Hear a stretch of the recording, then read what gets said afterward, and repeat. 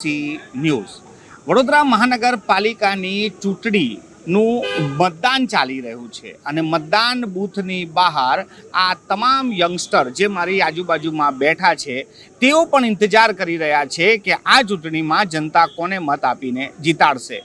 પરંતુ આજે આપણે એક વ્યક્તિગત ઉમેદવારની જગ્યાએ જો આપણે વડોદરાના જીતેલા ઉમેદવાર અને હવે એ લોકો શું કરશે વડોદરા માટે અને શું કરવું જોઈએ, આ યુવાઓના મનમાં શું ચાલે છે તેની પર આપણે ચર્ચા કરીશું.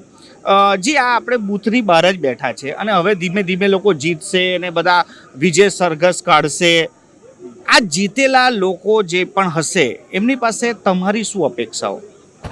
એમની પાસે એક જ અપેક્ષા છે કે એ જીતીને એમનું એઝ અ કોર્પોરેટર એમનું કર્તવ્ય નિભાવે અને જે એમના એરિયામાં જે લાગતા કરતા જે ડેવલપમેન્ટ છે, ધારો કે આમ ફોર એક્ઝામ્પલ રોડ રસ્તા છે, ડ્રેનેજ ફેસિલિટી છે, એનું કંઈ ડેવલપમેન્ટ કરે.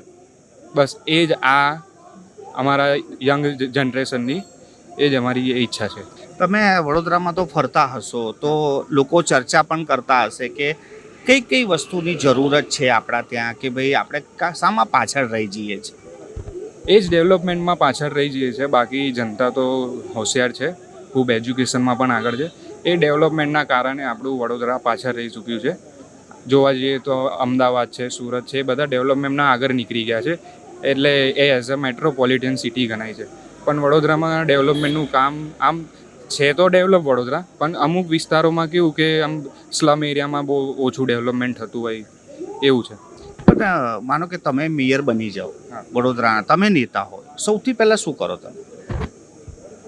હવે એવું તો કંઈ વિચાર્યું નથી, પણ આમ વિચારવા જઈએ તો મેં મેયર બનું તો આપણે એક જ અપેક્ષા રાખીએ જનતા જોડેથી કે એમનો ફૂલ સપોર્ટ મળે આપણને, અને એ જ સપોર્ટના કારણે આપણી સ્પિરિટ વધે અને જે ડેવલપમેન્ટના કાર્યો છે એ કરતા રહીએ.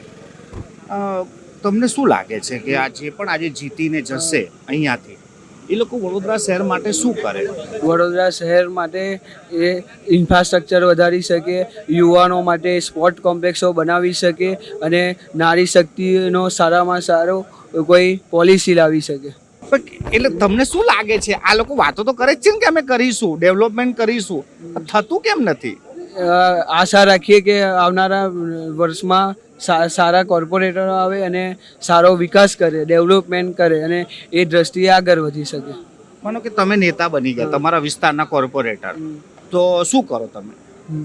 પહેલી જે પ્રાથમિક સુવિધા છે, રોડ રસ્તા ગટર, એના માટે અમે પ્રયત્નો કરીએ અને યોજનાઓ જે સરકારી લાભો શ્રમ એરિયામાં સુધી પહોંચતી રહે એવા આશા રાખીએ. તમે યંગસ્ટર છો, અમની સાથે પણ વાત કરી કે અત્યારે જે ચૂંટણી છે, રાજકારણ છે, એ જાતિ પર, ધર્મ પર, કે મારી નાતવાળો છે, મારી જાતવાળો છે, આ વર્ગનો છે, પેલા વર્ગનો છે. તમને શું લાગે છે કે આ બધું થવું જોઈએ કે એક ઉમેદવાર કેવો હોવો જોઈએ? ઉમેદવાર કોઈ પક્ષાપક્ષી ઓર ધર્મ અને જાતિ પર જવો ના જોઈએ અને એ તમામ લોકોને સાથે લઈને ચાલવો જોઈએ. તેથી બધા નાગરિકોને સુવિધાઓ પ્રાપ્ત થઈ શકે અને લોકોના કામો થઈ શકે. જે એજ્યુકેશન પર સવાલ આવે છે કે આપણા જે ઉમેદવારો છે એ એજ્યુકેશનવાળા હોવા જોઈએ, અનુભવી હોવા જોઈએ, તમને શું લાગે છે? મને એવું લાગે છે કે એજ્યુકેશન પ્લસ અનુભવી બંને હોવા જોઈએ, કારણ કે એ બધી પ્રોબ્લેમનો ક્રાઇટેરિયા એક સરાઉન્ડમાં ગેધર કરી શકે.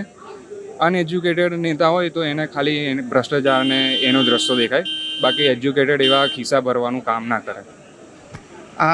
તમને શું લાગે છે કે આપણા જે નેતાઓ હોય એ અનુભવી કે પછી એજ્યુકેટેડ હોવા જોઈએ? અનુભવની સાથે એજ્યુકેશનવાળા બી હોવા જોઈએ. અનુભવના લીધે વડોદરાના કોઈ બી કામો એના આગળ ચલાવી શકે એવા હોવા જોઈએ. દર વખતે એવું કહે છે કે આપણે પાછળ રહી ગયા, બીજા સિટી આગળ નીકળી ગયા. તમને શું લાગે છે કઈ વસ્તુમાં આપણે પાછળ રહી ગયા? બધે બેઝિક સુવિધાઓથી આપણે હજુ વંચિત છે. અત્યારે આ જે સોશિયલ મીડિયાનો બહુ ટ્રેન્ડ છે, તમને શું લાગે છે કે અત્યારે જે રીલ ને આ બધા પ્રચારમાં બહુ ચાલ્યું છે, આનાથી અસર આવે? 100% અસર આવે છે. કેમ કે પહેલાં આવું રીલ્સ ને જે બ્લોગ ને જે બધું હતું એ પહેલાં હતું નહીં. તેના કારણે જે લોકલ જનતા હતી તેમને કંઈ પરિણામ દેખાતું નહોતું. અત્યારે તો કેવું છે કે રીલના દ્વારા લોકો જાણી શકે છે કે કયા એરિયામાં ડેવલપમેન્ટ બાકી છે. એટલે તે ડેવલપમેન્ટ બાકી પડતું લોકલ કોર્પોરેટર સુધી જાય છે રીલ દ્વારા, અને તેઓ તેના પર કામ કરે છે. ખૂબ ખૂબ આભાર. અમારી સાથે ચર્ચા કરવા માટે આ છે વડોદરાના યુવાઓ, જે પોલિંગ બૂથની બહાર જ અમે ચર્ચા કરી રહ્યા છીએ કે જે પણ લોકો જીતીને બહાર આવે, સત્તામાં બેસે, એ લોકો આ વડોદરા માટે, આ યુવાનો માટે શું કરે.